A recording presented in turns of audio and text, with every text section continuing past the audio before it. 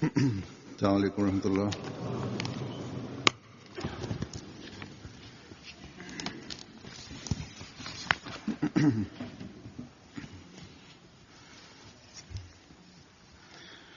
أشهد أن لا إله إلا الله وحده لا شريك له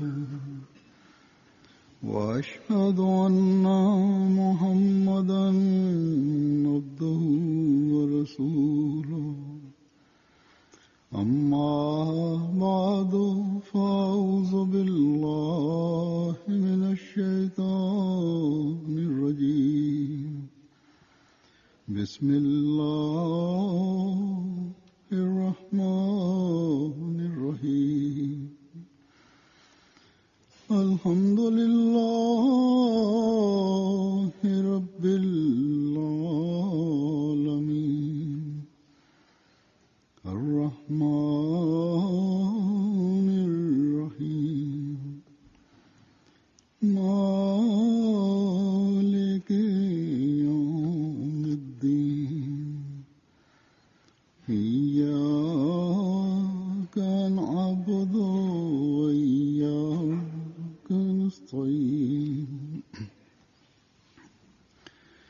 اهدنا الصراط المستقيم صراط الذين أنعمت عليهم غير المغضوب عليهم ولا الضالين.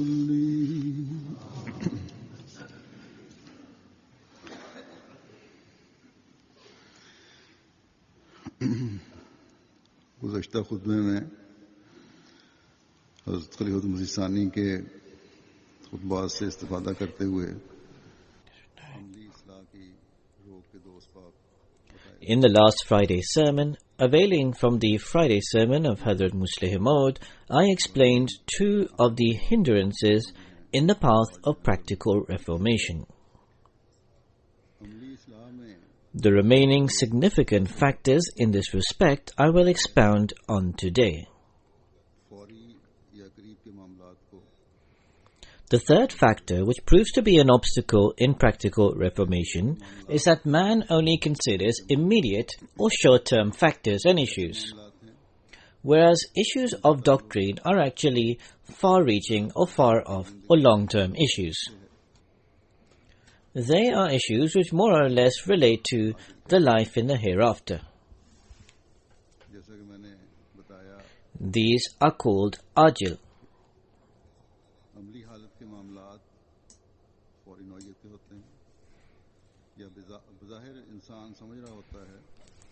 As I explained, practical reformation relates to issues in the immediate or the present, or a person considers that these are factors which have no link with the doctrine.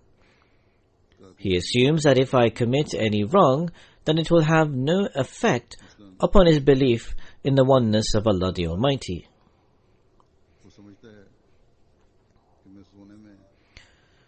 For example, there is a goldsmith who believes that if he mixes any impurity in the gold, it will inflict no harm upon his doctrine or concept in the belief in the oneness of Allah the Almighty, considering that conversely it would increase his income, that he would instantly or rapidly attain more or greater earnings. So therefore he took into account his immediate gains and adopted a path which is not only tantamount to moral degradation, but is in fact theft and deception.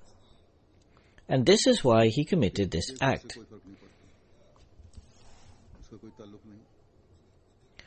He assumed that this would have no damage or harm upon his doctrine, assuming that it has no link with it.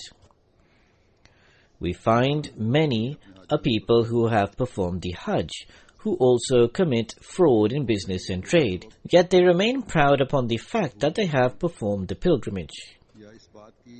अहमियत नहीं समझते। When committing fraud or being deceitful, they forget or they do not consider the significance or importance of the fact that there is also a life after death. जिंदगी पर भी असर पड़ता है।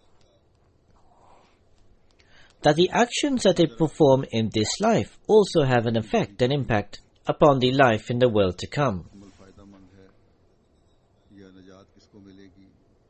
In similar vein, in terms of the issue of how practically acting upon the teachings of the Prophet being beneficial or who will obtain salvation, these are issues which normally a person considers as issues which are far off or in the long term.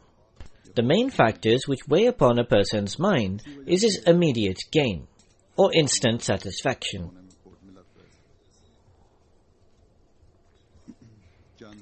This is why a goldsmith would add impurities to the gold. This is why he would reduce the weight of his silver. This is why a shopkeeper would add things to his commodities. Why a manufacturer would present a sample of a product, obtain the order for it, yet when he delivers it, it is of a lesser standard. This is particularly normal in third world countries.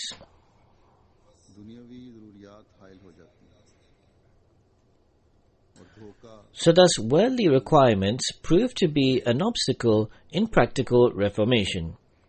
Fraud, falsehood and deception bring about immediate gains and remove from a person's mind long-term benefits.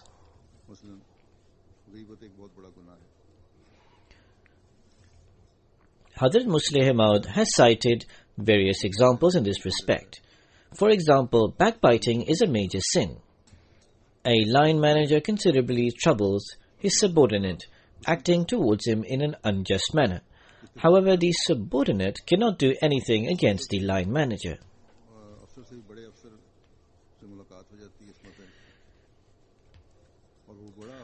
By coincidence, the subordinate meets the senior manager, who is the manager of even the line manager. The senior manager starts to speak against the line manager. The subordinate who was being troubled by the line manager becomes joyous that he has attained the opportunity that he was lying in wait for. The subordinate then starts to speak against the line manager who was being unjust towards him, depicting his weaknesses and shortcomings in such a manner that the senior manager becomes even more enraged against the line manager. And the subordinate says whatever he can, whether true or false, in order to derive his revenge.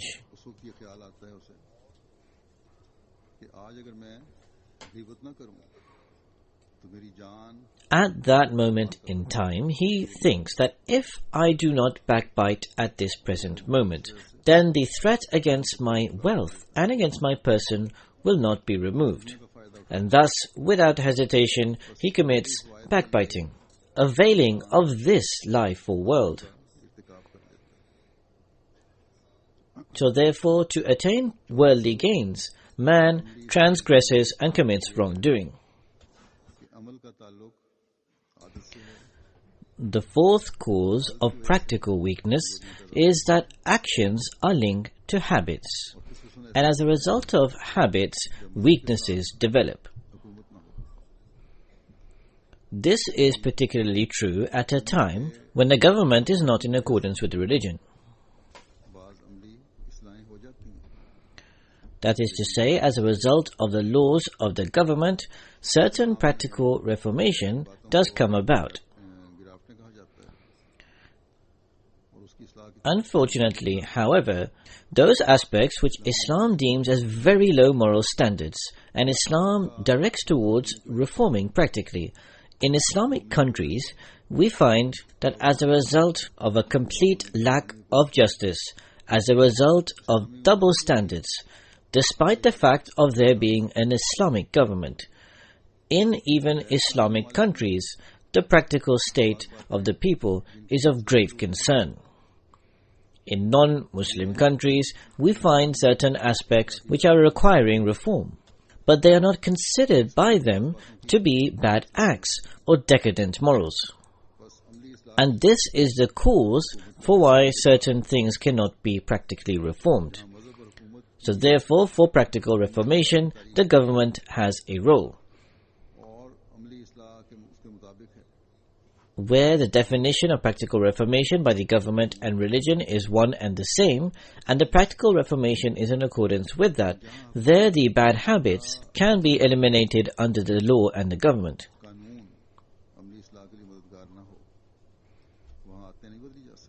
However, where the laws of the government do not support practical reformation, their habits cannot be changed. Their practical weaknesses become the cancer of the society.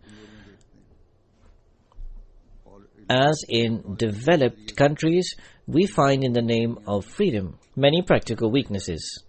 Through the means of the electronic media, now these practical weaknesses are spreading everywhere in the world. Those growing up and living in such a society as a result of being part of it and witnessing and observing these things constantly and regularly then adopt some of these practical weaknesses by habit.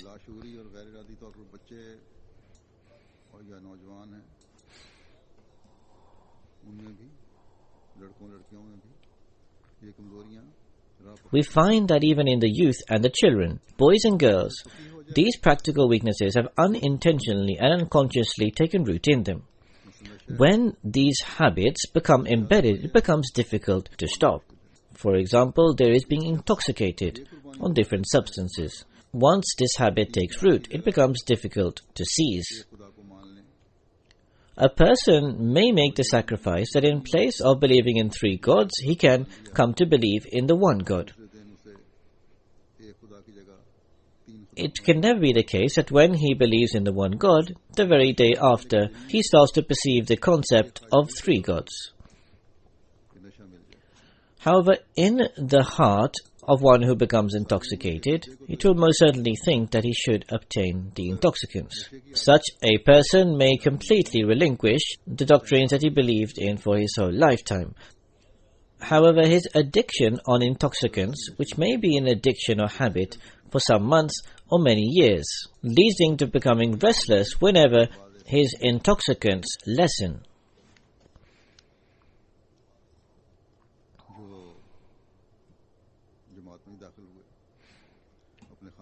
Amongst those who smoke cigarettes are some who entered into the Jamaat. They left their families, they left their brothers and sisters, they left their mothers and fathers, they left their wives and children, and they sacrificed in this way and became Ahmadis. However, if they are counselled to leave off smoking cigarettes, they search for hundreds of excuses. Some says that his stomach becomes upset, some say that they cannot sleep, some say that their faculties become marred as a result of desisting from smoking, and for this they remain restless.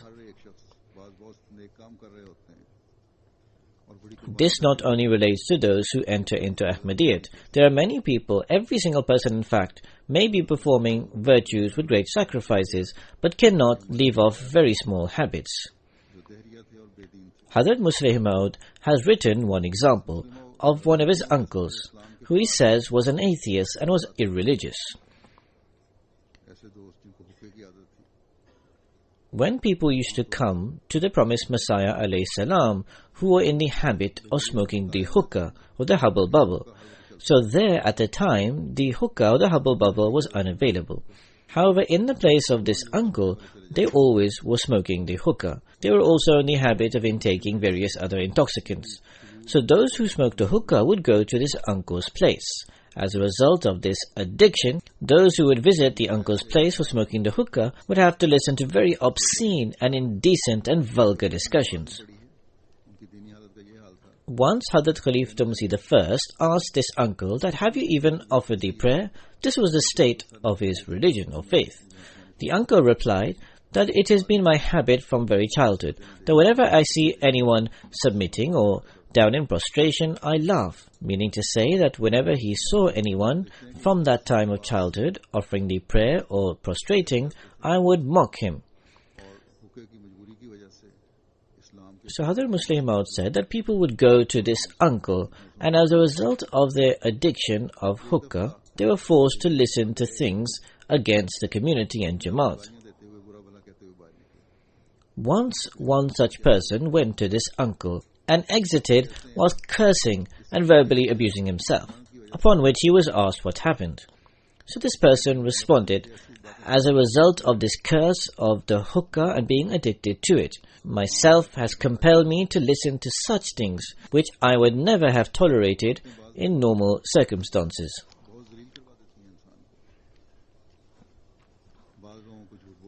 So thus habits sometimes humiliate and disgrace a person to a great degree. Some people habitually lie. You can advise them, you can supervise them, but they cannot desist from lying. It is difficult to reform such people. It is not the case that they cannot be reformed.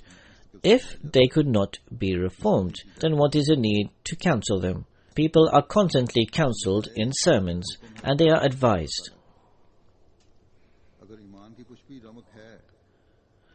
Allah has commanded to go on admonishing. If one has even an iota of faith, then counsel and admonishment most certainly have a benefit. This is what Allah has commanded, that admonish the believers because it is beneficial for them.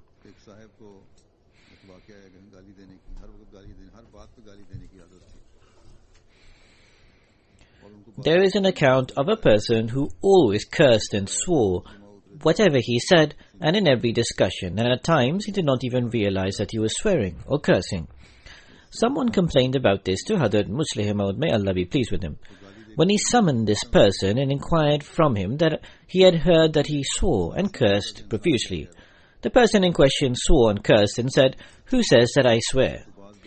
So when a person becomes embroiled in a habit, he sometimes loses sense of the realization that he is even doing so.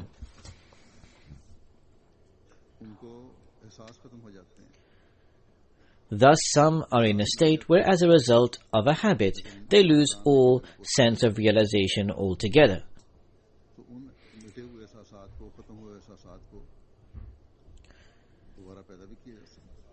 If, however, a person makes a concerted effort, he can once again restore the lost feeling and sense, and reformation can be implemented.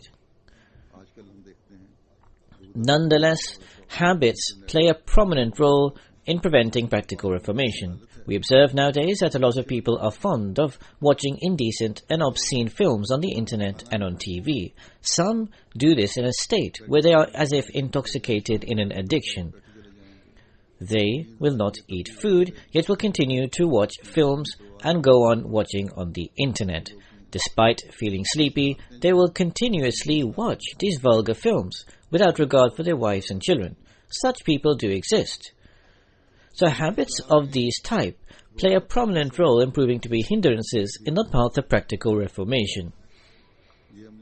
The fifth cause that is an obstacle in the path of practical reformation is also the wife and children.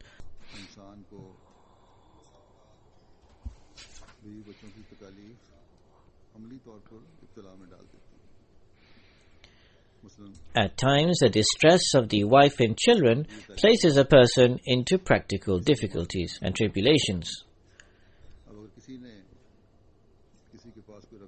Islam teaches to not usurp the wealth of any other person. Now, if a person has placed some amount with someone as a trust, yet there is no witness to that, nor any proof of this happening.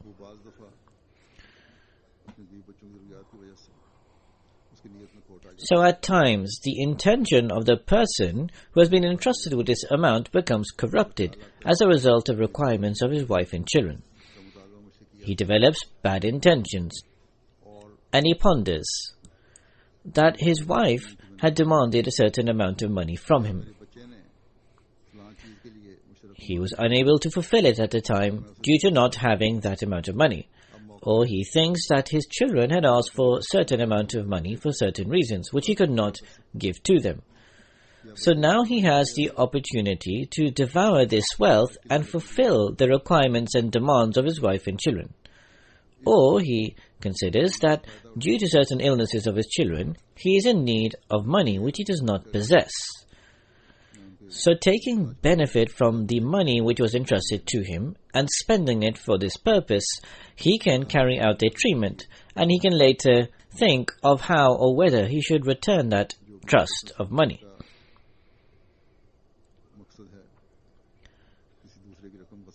Or for some other purpose which is linked to his wife and children, he usurps the wealth of some other person. So thus, this is contrary to the teachings of Islam relating to trust. When a trust is handed over, it must certainly be given back, regardless of whether there is any proof or evidence of this being handed over, or whether there is any witnesses or not. Some people at times, for the benefit of their children, or for the purpose of making property for them, usurp the right of pre-adolescent orphans, or to some degree inflict harm and suffering upon them. This is not only applicable to monetary matters, and this is not only limited to the aforementioned examples, but rather there are some parents who in this free and advanced society, they normally do this. However, even in poor countries, we find such things coming to the fore, where because of excessive endearment, fondness and affection towards children, the parents do not bound their children under the Islamic teachings. I have to say with regret that whatever I am saying emerges from time to time in the Ahmadi society. Someone usurps the trust of another. Someone else commits some other financial fraud against another. Someone does not do full justice to the right of an orphan. Such issues or complaints do enter into the Qaza from time to time. Someone living in a wealthy country arranges for his daughter's marriage in Pakistan. He says to his son-in-law on the very first day that I have brought up my daughter with excessive endearment and fondness. She has complete freedom. Do not place any restrictions upon her. As a result of this, the daughter's thinking, akin to her father's, becomes very big-headed, and she does not consider her husband to be anything. Whereas the Islamic teaching is that a wife should fulfill the rights of her husband and should complete the responsibilities of her household. This is amongst her obligations and duties. At times we find boys marrying girls from Pakistan and then embroil them constantly in injustices and cruelties. The parents of the son say that the girl should bear and tolerate all of this, for this is in the nature of men. This excessive endearment and fondness of children, where on the one hand it destroys the practical condition of the parents, there it also destroys the home.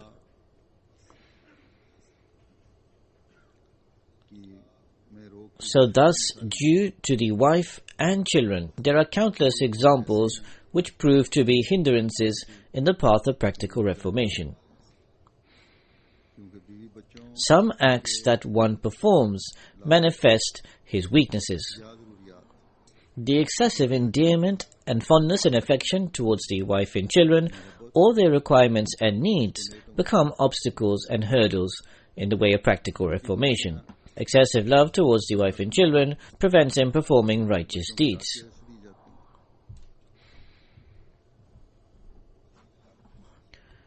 False testimony is given for the sake of the children as a result of this excessive endearment and fondness towards them.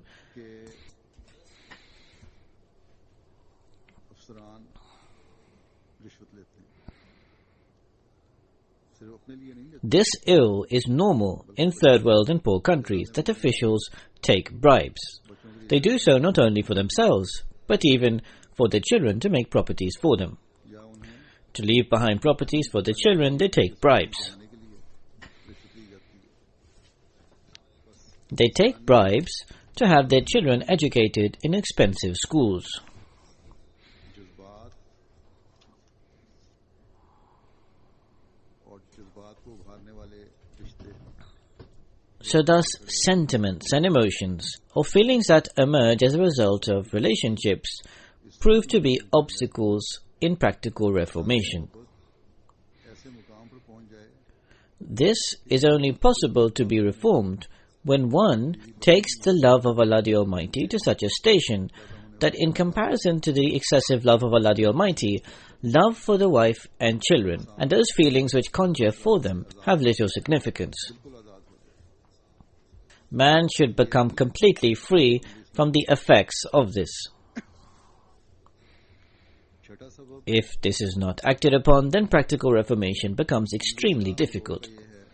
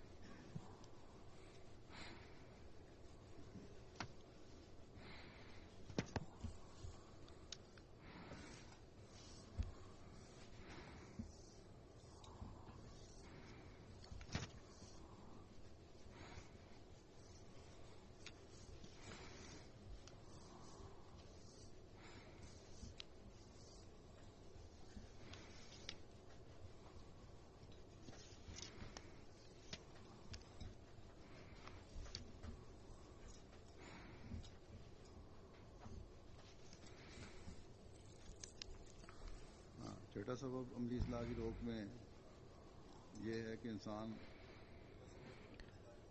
The sixth reason, which proves to be a hindrance in practical reformation, is that man does not keep a constant vigilant eye upon his own condition and state. That is to say, one needs to constantly consider his actions. Only then can practical reformation become a reality. When performing every task, it is necessary to reflect whether the act that he is performing is virtuous or not, whether the act he is carrying out is permissible or not, अमल कर रहा हूँ या नहीं whether he is implementing this statement of the promised Messiah on whom be peace or not, that he should act upon all of these 700 commandments of the Holy Quran. He should think whether he is becoming far removed from this teaching. दुकानदार को भी हुक्म है For example, to work with honesty and integrity is an important commandment. This has also been commanded to a shopkeeper as to a laborer and a worker.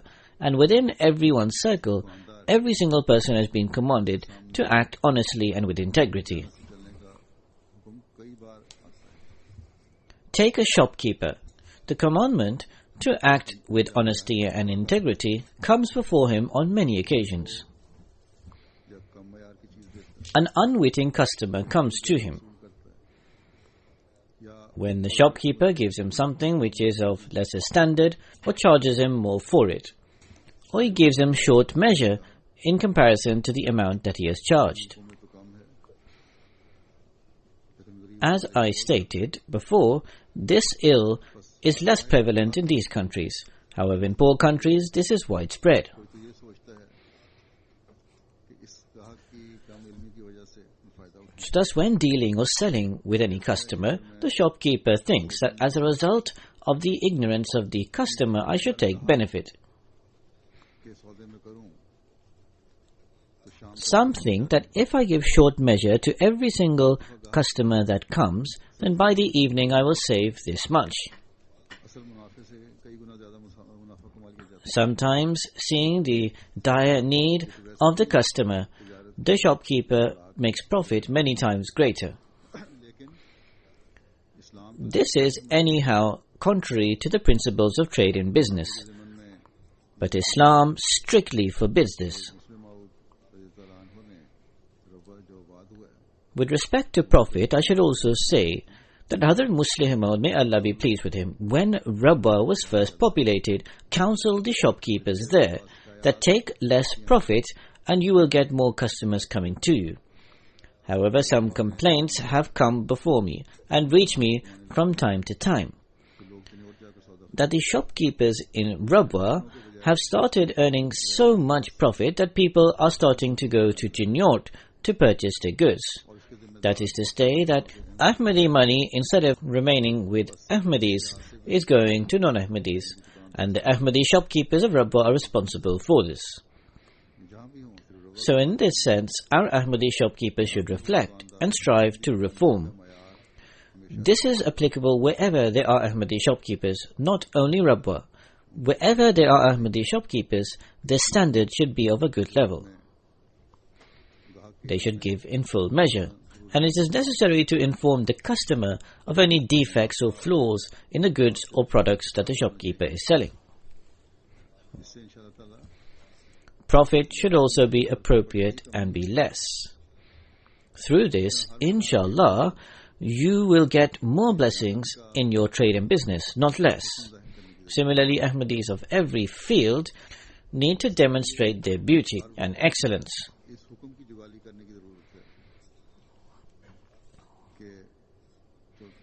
For this, you always need to remind yourself of this commandment, which I have already read out. It is only then that practical reformation will be possible. You will need to constantly repeat this, that for your practical reformation, I need to carry out such and such things. There are similarly other vices, for example, falsehood. You need to consider, whenever speaking, that you should never make a false statement.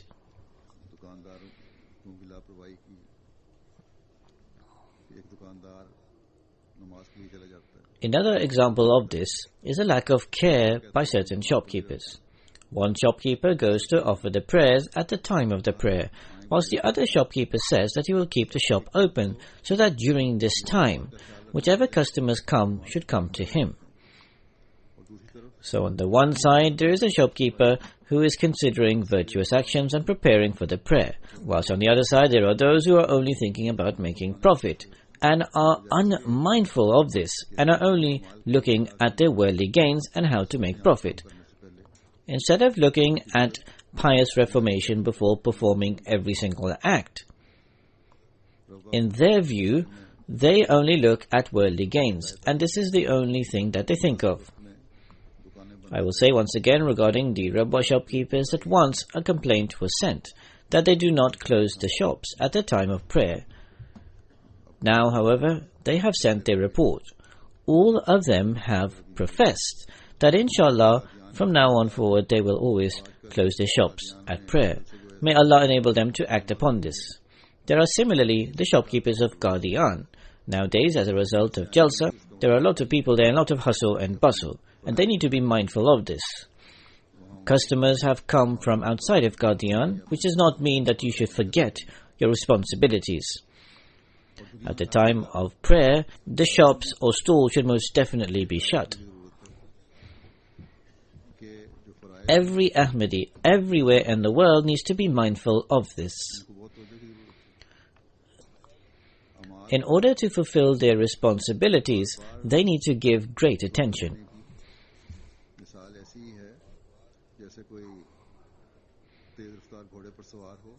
The example of giving repeated attention and reminder towards the action is akin to the example of one who is mounted upon a horse traveling at great speed. If he sits upon the horse carelessly, then the horse will throw him off. So thus a believer needs to give constant and vigilant attention upon his actions, and should do so. If he is careless for even a moment,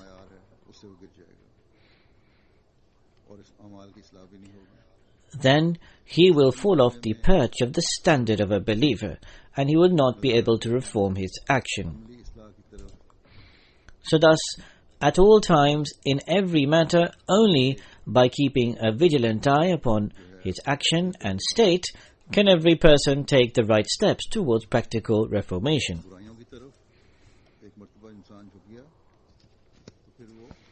When a person inclines towards vices even once, then he becomes drowned in evil.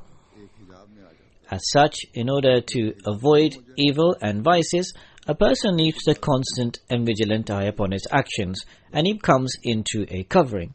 When this covering is lifted, then one weakness after the other goes on dominating and overwhelming him.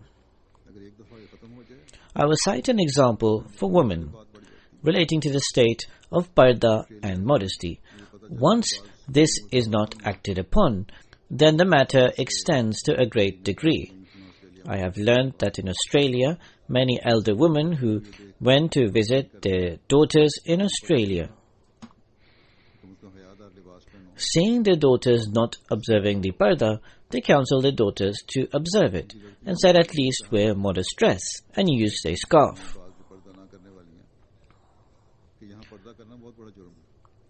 Their daughters, some amongst them who do not perform the parda, responded that here, observing the parda is a great crime. So thus they said to their mothers to also desist from performing the parda. So thus those mothers who did perform the parda out of fear started abandoning it. Those women who had the habit of observing the parda for a lifetime. Whereas the reality is that there is no such law, nor is this a crime, nor is there any restriction, and nor does anyone pressurize them in this respect. Purely for the sake of fashion, some young girls and some women have abandoned the parda. One girl who got married and then came there to Australia said that she was forcibly made to abandon the parda, or as a result of the environment or the society, she was also inflicted by this and left the parda. So when I recently went on my tour of Australia and delivered my speech there and spoke upon parda, so she writes that I was wearing my burqa whilst you were delivering your speech, and since then I have kept this burqa and I have remained steadfast upon this. I am making efforts and I am praying that I should remain established upon this, and she requested prayers from me in this regard. So parda is being abandoned for the reason that this Quranic commandment is not repeatedly reflected upon in people's minds, nor is this mentioned in the households. So therefore, to repeatedly point out vices and also virtues is necessary for practical reformation. The seventh cause that prevents practical reformation is human relationships and attitudes which dominate a person. Fear of Allah the Almighty diminishes. At times, greed, friendly relations, familial relationships, quarrels, grudges, spite and malice do not allow the good aspects of these actions to emerge. I, for example, cited the aspect of trust, which I once again repeat. Man does not look at trusts from a perspective that it has been commanded by Allah the Almighty. In fact, he looks at it from a perspective that at this particular moment in time, as a result of this trust, how will it affect his friends or his enemies? Similarly, he does not consider honesty or truthfulness from a perspective that it has been commanded by Allah the Almighty. In fact, he looks at it from a point of view that by uttering the truth, will it have any effect or impact upon his friends or relatives? A person bears witness or testifies against another person for the reason that the other person inflicted harm upon him at some point in time. So thus, as he now has gained the opportunity to have revenge, he testifies against him. So thus, weaknesses in actions develop for the reason that one loses all fear of Allah the Almighty. So thus, whilst having fear of Allah the Almighty, keep this commandment of Allah in view, that if you have to testify against yourself, your parents or your loved ones, then do so. Always give precedence to honesty and truthfulness. The eighth cause which prevents practical reformation is that practical reformation is difficult until the family is reformed. For example, honesty cannot be complete or realized, or its standard cannot be maintained unless the wife and children do not cooperate fully. If the household earns however much lawful earnings, but his wife through some means or the others usurps or through some other means causes harm upon the neighbors, or their son takes a bribe, the money of which enters into the household, then the earning of that household can never be lawful. This is particularly true in those households where everyone lives together in a joint family system. The houses are all running together. There are similarly other actions.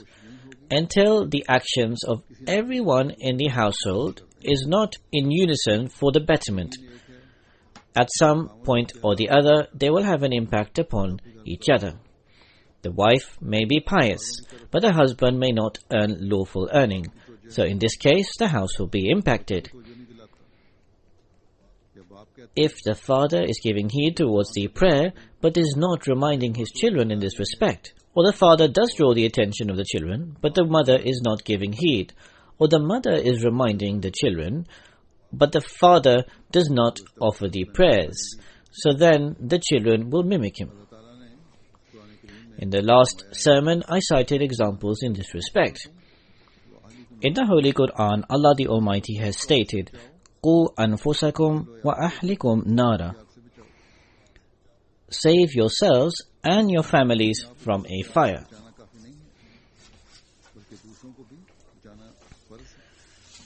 It is not sufficient to only save yourselves from the hellfire, but it is also your duty to save others from it.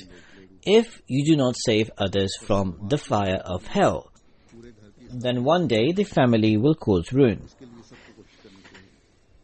So therefore, for practical reformation, it is necessary for the entire family to reform, and to this end, all need to make an effort. The head of the household has a most important role in this. Often we find that negligence by the wife and children, or feeling their distress, or unbridled or excessive love and affection towards them, proves to be obstacles in the reformation of the household or the family. In addition to these 8 points, there may be other reasons preventing practical reformation. These are the main or significant factors as I have mentioned. However, we find that if we reflect upon all of these 8 factors, they encompass everything.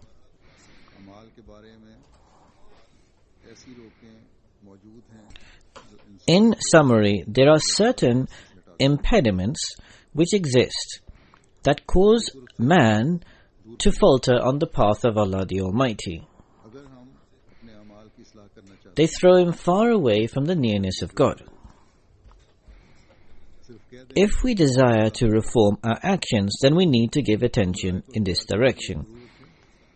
By just saying so, we will not reform. We need to adopt those means through which reform is possible. Hazrat Muslim Maud has given an example. There was a well-known lecturer of Europe who delivered brilliant lectures.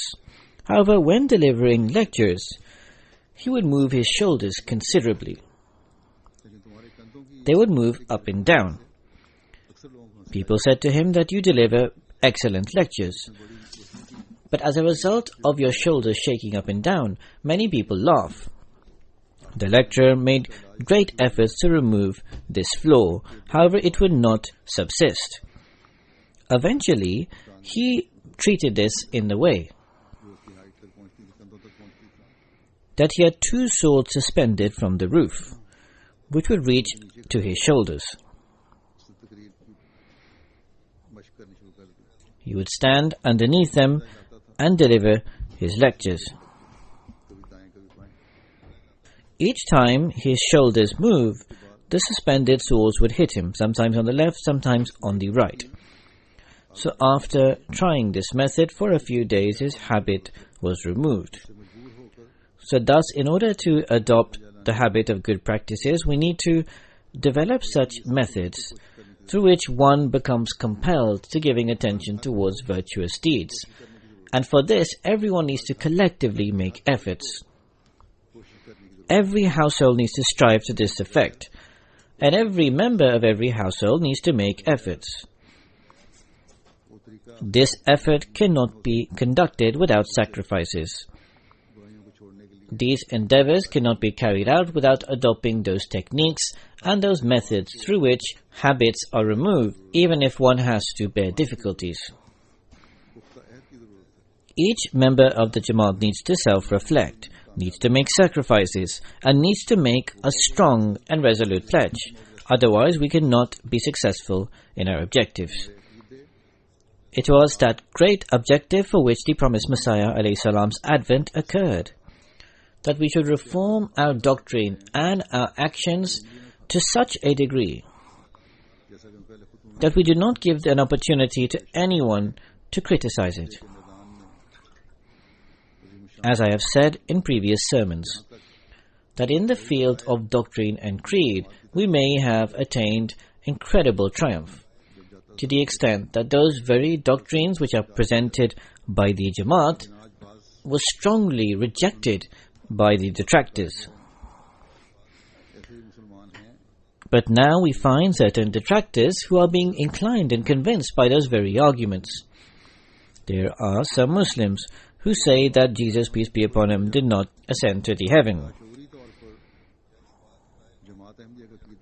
Whatever the reason for them to say this or to be convinced by this, but unconsciously the doctrine and creed of the Ahmadiyya Muslim Jamaat has silenced them and is inclining them in this direction.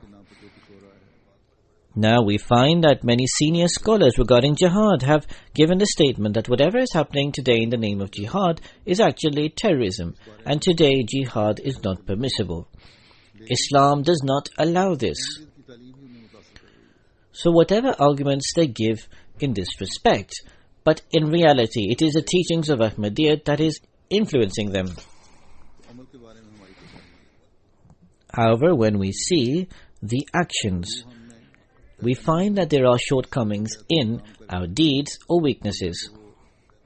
That spirit has not been cultivated in us through which we can work in order to show that model before the world, after observing which no person can deny or reject the greatness or the superiority of our Jamaat.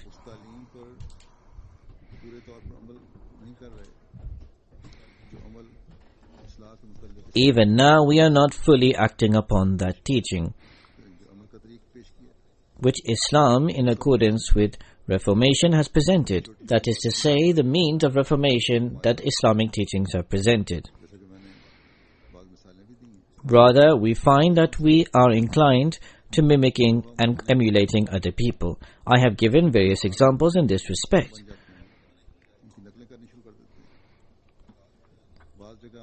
We become imitators and start mimicking and emulating them. In some places in the field of practice, we have to face embarrassment. So thus, we need to strive to gain success in the field of practice.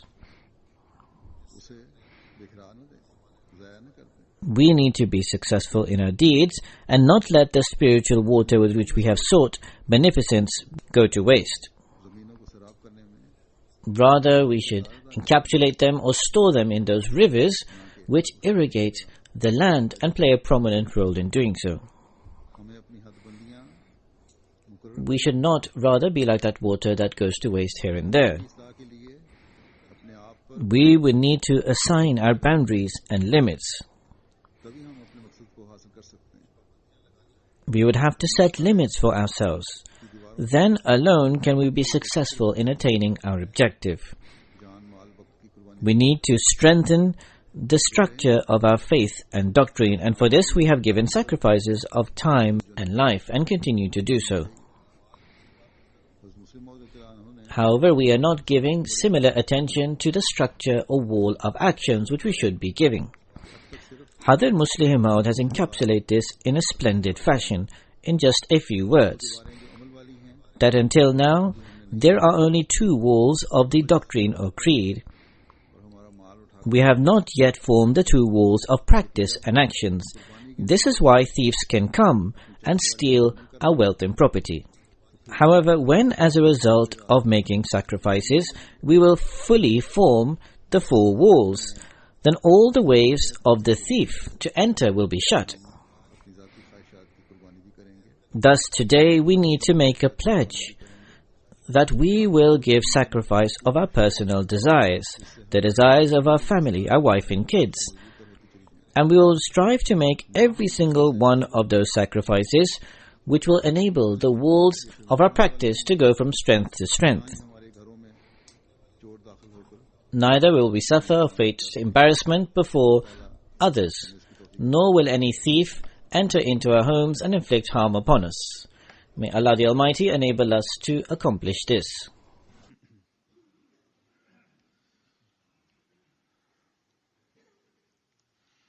Alhamdulillah, nahmaduhu wa nasta'inuhu wa nastaghfiruhu wa nu'minu bihi wa natawakkalu alayhi wa na'udhu billahi min shururi anfusina wa min sayyiati a'malina. من يهده الله فلا مضل له ومن يضلل فلا هادي له ونشهد أن لا إله إلا الله ونشهد أن محمدا عبده ورسوله عباد الله رحمكم الله إن الله يأمر بالعدل والإحسان وإيتاء ذي القربى وينهى عن الفحشاء والمنكر والبغي يعظكم لعلكم تذكرون اذكروا الله يذكركم وادعوه يستجب لكم ولذكر الله أكبر.